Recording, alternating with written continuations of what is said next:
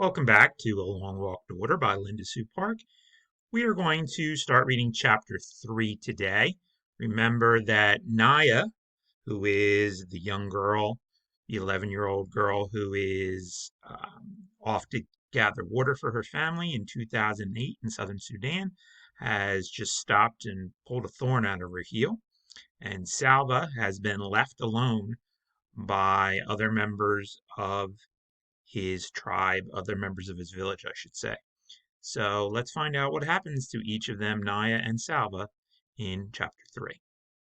Southern Sudan, 2008. The smudge on the horizon gained color as Naya drew nearer, changing from hazy gray to olive green. The dirt under her feet turned to mud, then sludge, until at last she was ankle deep in water.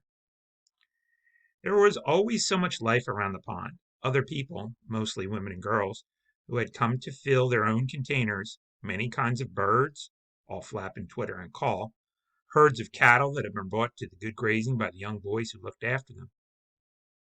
Naya took the hollowed gourd that was tied to the handle of the plastic container. She untied it, scooped up the brown muddy water, and drank. It took 2 gourdfuls before she felt a little cooler inside. Naya filled the container all the way to the top. Then she tied the gourd back in place and took the padded cloth donut from her pocket. It's a cloth donut. It's not one you eat. The donut went on her head first, followed by the heavy container of water, which she would hold in place with one hand. That word is hold, even though it looks like hoid. Okay, that should be an L, not an I. I think that's a misprint. So she puts the cloth donut on top of her head, and then she puts the container on top of the donut. So she basically carries the water back on top of her head. Okay, so her head is bearing the weight of the container. With the water balanced on her head and her foot still sore from the thorn, Naya knew that going home would take longer than coming had, but she might reach home by noon, if all went well. Southern Sudan, 1985. We're back in Salva's time. The tears were hot in Salva's eyes. Where had everyone gone? Why had they left without waking him? He knew the answer. Because he was a child who might tire easily and slow them down and complain about being hungry, cause trouble somehow. I would not have been any trouble. I would not have complained. What will I do now? Salva took a few steps to see what he could see.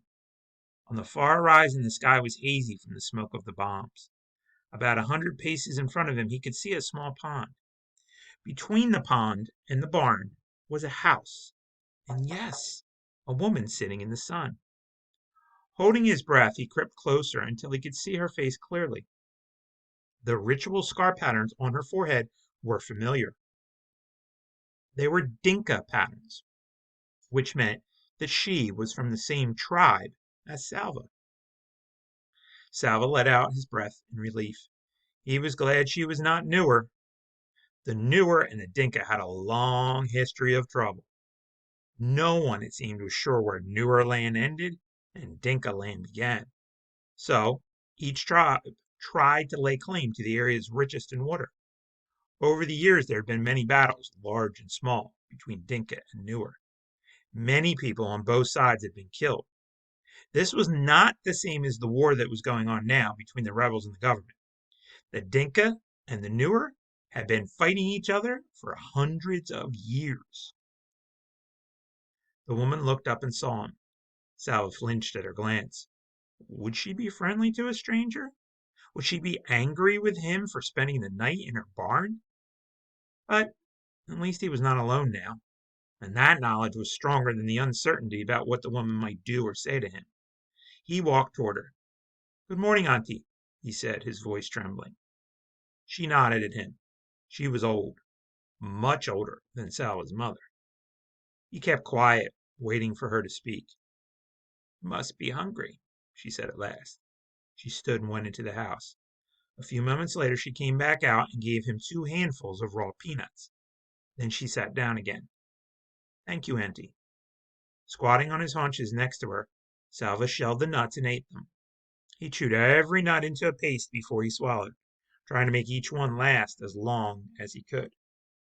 Remember that this was probably the first time he had eaten since he had left school that day, which was not that day, it was actually 2 days ago.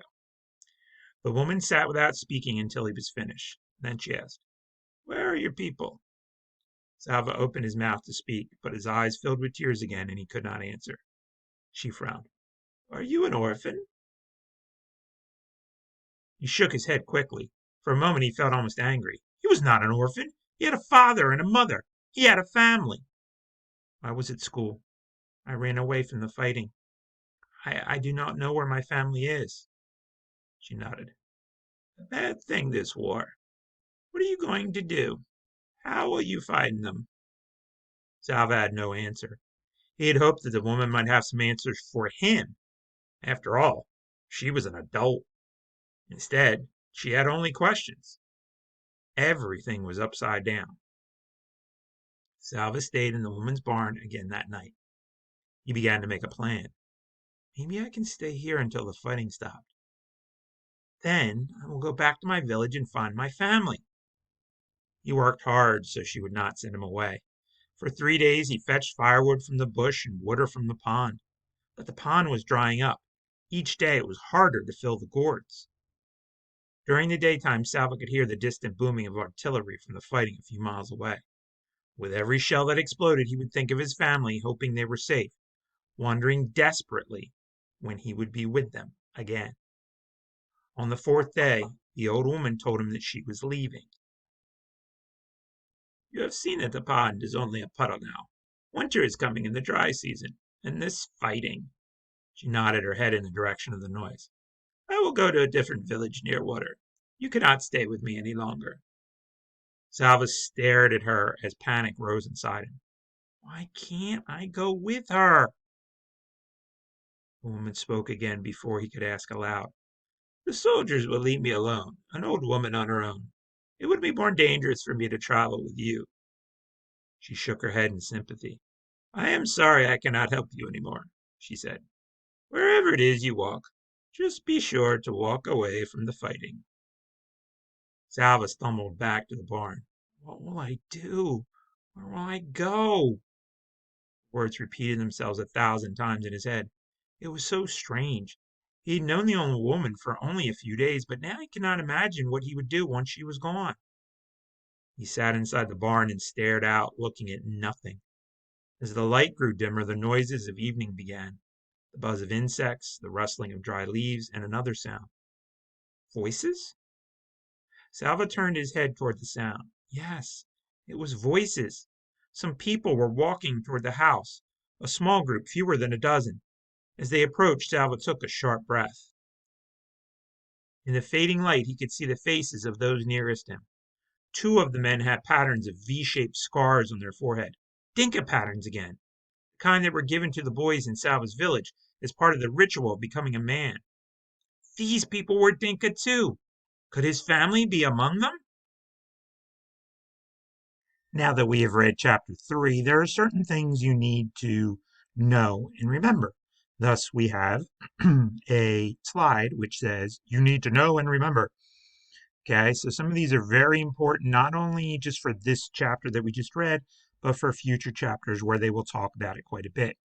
So we already know that they're in Sudan, which is in Africa.